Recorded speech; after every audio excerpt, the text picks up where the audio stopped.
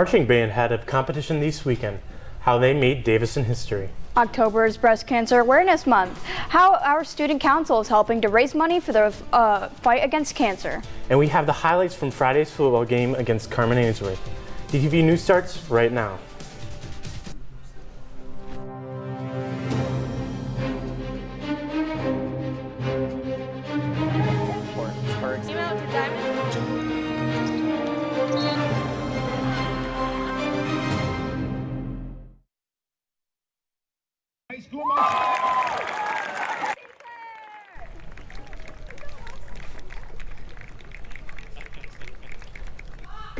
Davison's marching band spun a web of excellence this past Saturday at the Do It Invitational. With an incredible overall score of 93.8, the marching band claimed first place. They were also crowned the grand champions and earned excellence awards in music, visual, color guard, and percussion. Their score was the highest score of the entire competition and a record high score for Davison. It was a great score, obviously. You never know what's going to happen when you go to these competitions because you get different judges every time, and there's 6 different judges. So, but when you get a high score like that, it must mean that a lot of things were going well, so I feel great. Score-wise, I know it was the highest score for the band in a long time, which is really impressive, and I know that the kids are putting in a lot of work this year, and the show is really cool, so if you haven't had a chance to see it, check it out on the DTV page, or come to a football game, or maybe come drive all the way up to Alma and watch it, but it'll be really great, so yeah, enjoy the show. You heard Mr. Gantz. The band will be competing again this Saturday in Alma. They're scheduled to perform around 5:40 Saturday evening. October is Breast Cancer Awareness Month. Starting next week leading up to the Pink Out football game, Student Council is hosting a fundraiser. They will be selling suckers and bracelets during all lunches. Bracelets will be $1 and suckers will be for 50 cents each. All profits will be donated to a cancer research foundation. Make sure to wear pink next Friday. Whoever has the most pink on will win a prize from Student Council. If you would like some help learning about your digital footprint while scoring some free hot cocoa, Officer Taylor has you covered. He has set up a presentation on social media and digital safety. But our beloved officer won't be the only star of the show, with Officer Babcock and the returning legend Officer Roberts. These guys will be hosting the presentation on Wednesday, October 22nd from 8:30 to 9:20 in the early college room across from the main office. If you're interested in yummy chocolate goodness and an informational morning, sign up at the Career Center. The first 35 students to sign up will get in. All of October is College Month. If you need some help figuring out where to go after high school, tomorrow many colleges are visiting Davison. Lawrence Tech and U of M Flint are visiting 9 to 10 in the Career Center, as well as Albion and Western are also visiting 1 to 2.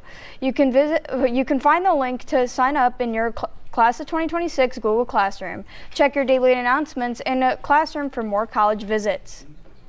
Key Club is hosting their annual sock drive. They will be collecting new socks until the 17th.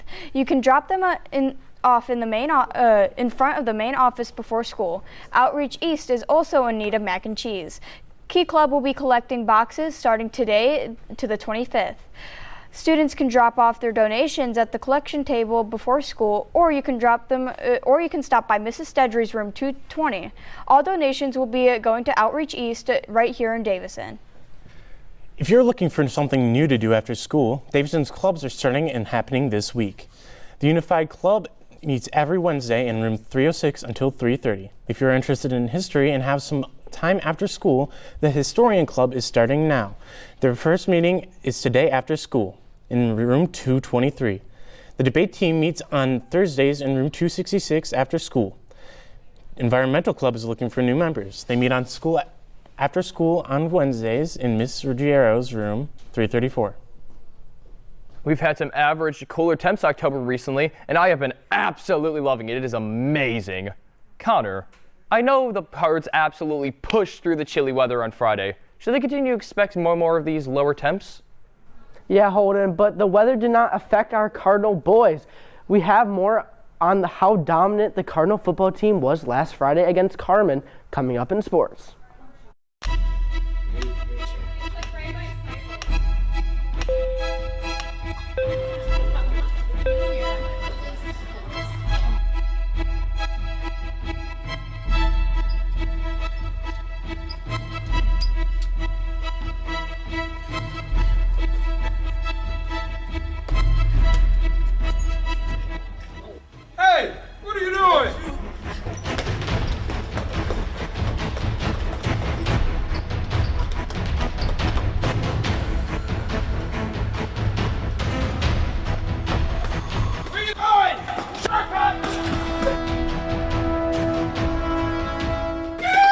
Gotcha! Dad, give me back my score! Oh no!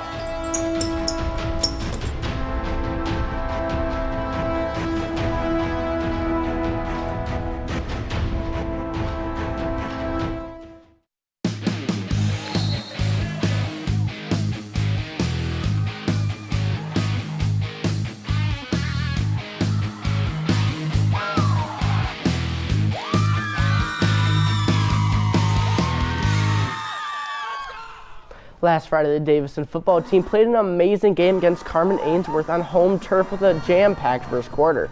Within the first 5 minutes of the game, Ty Anthony Lewis scored an 8-yard rush touchdown, setting the score to 7-0. On their next possession, Jackson Dosh passed a touchdown to Robbie Martin, raising the score to 14-0.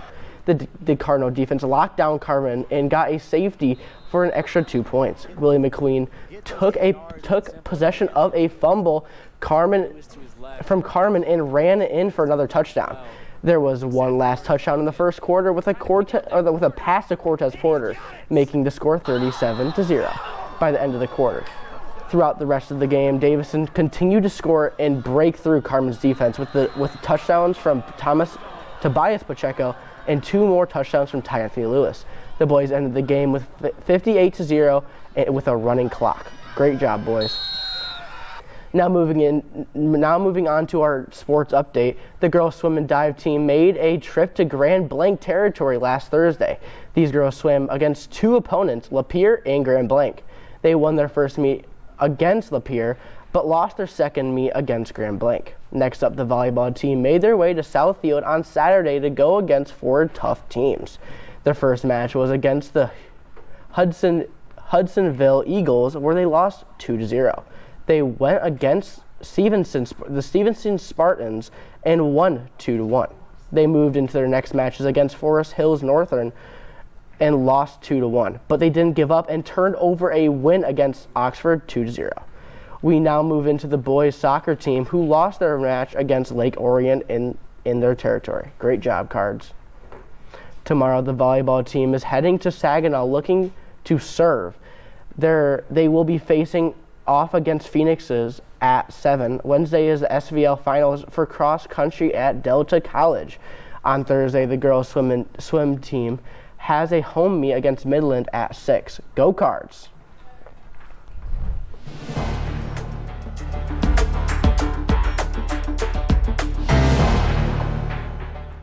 Now, I have been absolutely loving these cold temps recently. I've had my window up at night, my fan bringing that cold air into my room, and I have been absolutely loving it. Though, you're going to be getting a touch of some 70s weather. Not 70s like the time. I made that mistake while looking at my script, but 70s like the temperature.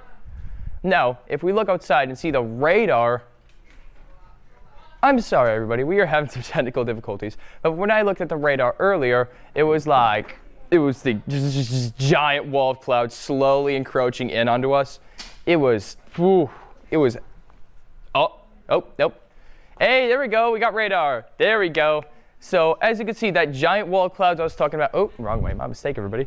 It was like over here, and it was absolutely coming our way. It was gonna be like pass completely over us, but that's gone now. It's completely clear over here. Nothing seems like coming our way. We are absolutely perfect. Now, if we look at the four-day,